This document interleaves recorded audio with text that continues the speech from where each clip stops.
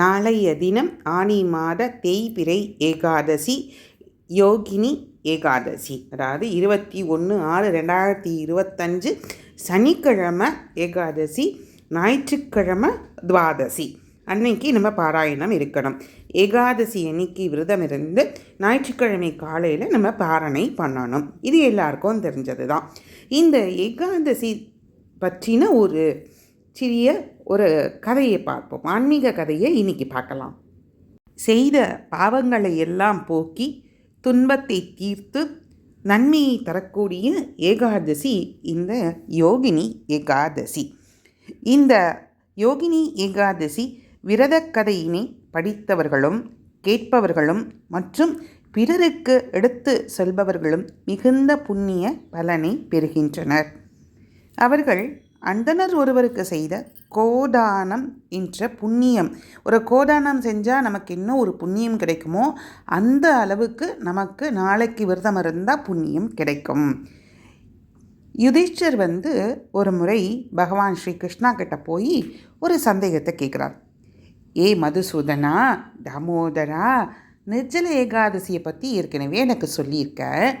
இந்த ஆனி மாதம் வரக்கூடிய தேய்பிறை ஏகாதசியை பற்றி எனக்கு சொல்லேன். நிர்ஜல ஏகாதசியை பற்றி எனது பாட்டனாரும் ரிஷிகளில் ஒருவரான வியாச பகவான்கிட்ட நாங்கள் கேட்டு தெரிஞ்சுக்கிட்டோம்.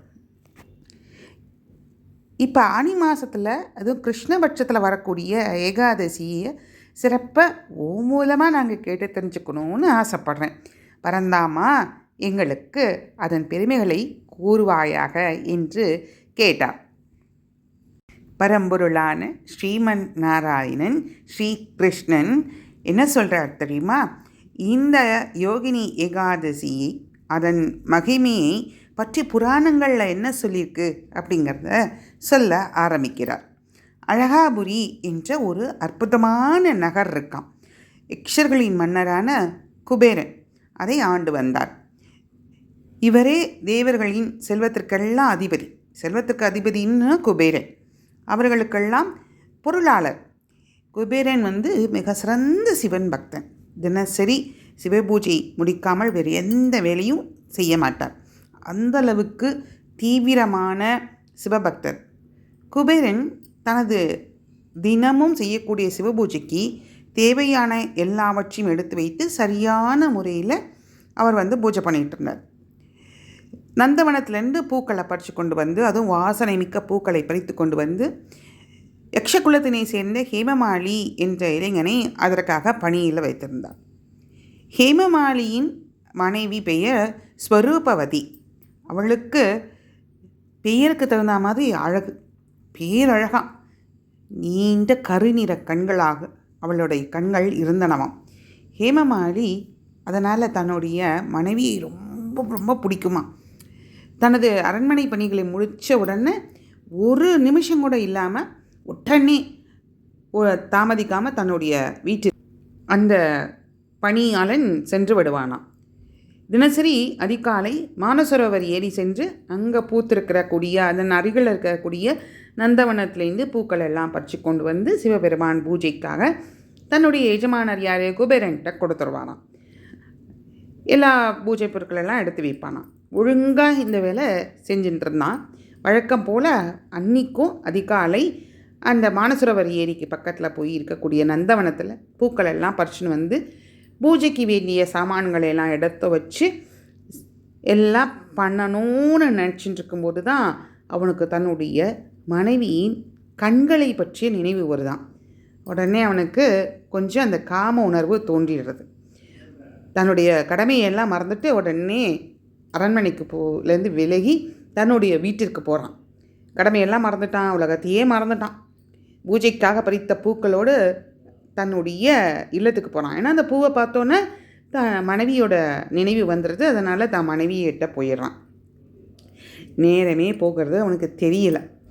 அழகாபுரி அரண்மனையில் வழக்கம் போல் குபேரன் காத்திருக்கிறான்.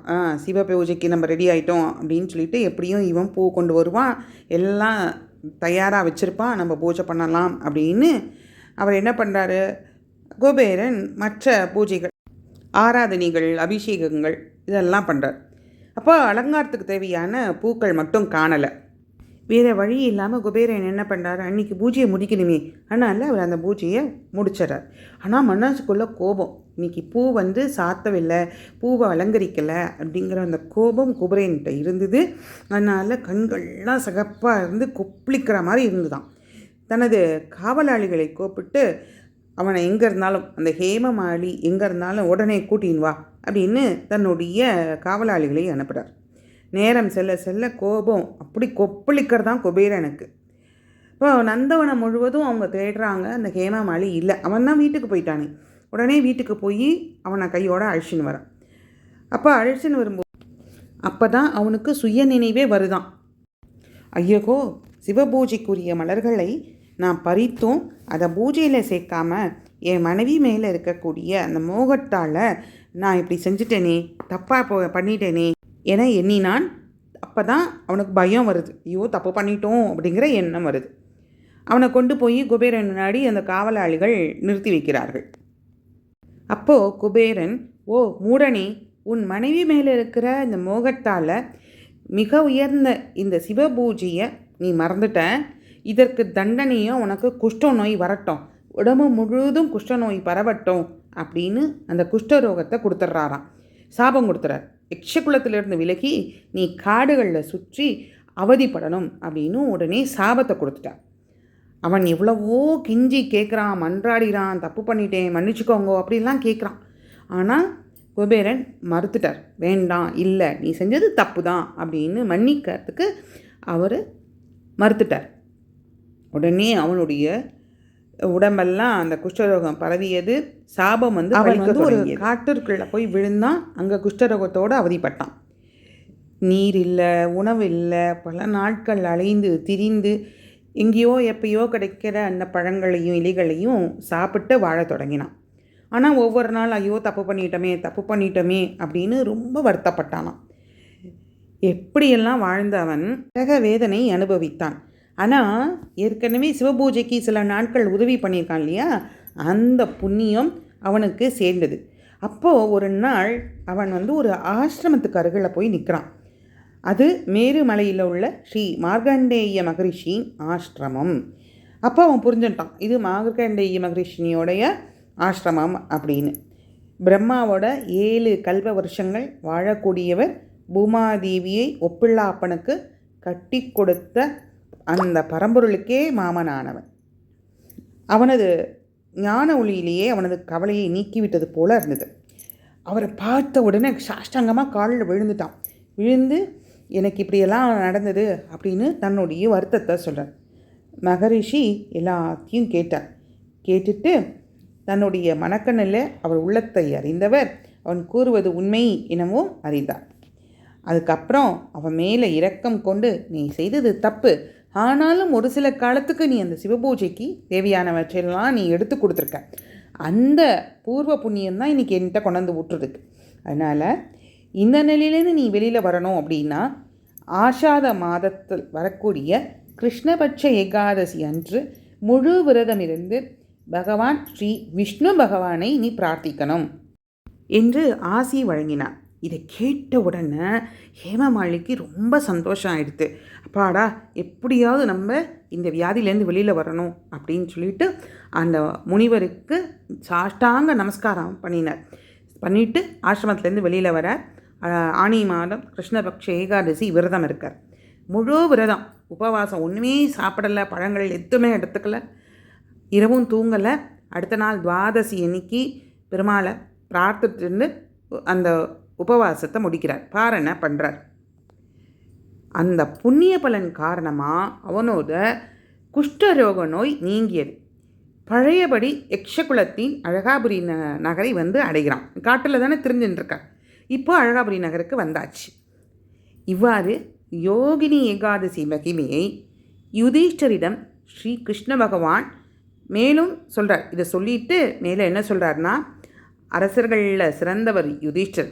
அவர்கிட்டக்க யார் ஒருவர் இந்த யோகினி ஏகாதசியை முழு மனதுடனும் முழு நம்பிக்கையோடும் கடைபிடிக்கிறார்களோ அவர்களது அனைத்து பாவங்களையும் என் மனதிற்கு பிரியமான அழித்து நல்ல வாழ்க்கையை தருவாள் என்று ஆசி அருளினார். மேலும் சொன்னார், யுதிஷ்டிரா, இந்த விரதத்தை மிகவும் பக்தி ஸ்ரத்தையோடு யார் கடைபிடிக்கிறார்களோ அவர்கள் 88,000 அந்தணர்களுக்கு அன்னமிட்டால் என்ன பயன் கிடைக்குமோ அந்த அளவு புண்ணிய பலனை பெறுவார்கள் என்று அருளினார் ஸ்ரீ கிருஷ்ண பகவான். இத்தனை சிறப்பு மிக்க இந்த யோகினி ஏகாதசி விரதத்தை நாமும் இருந்து நம் வாழ்க்கையில் நலம் பெறுவோம், வளமோடு வாழ்வோம். சர்வஜனோ சுகி பவந்து. ஸ்ரீமன் நாராயணா. நன்றி.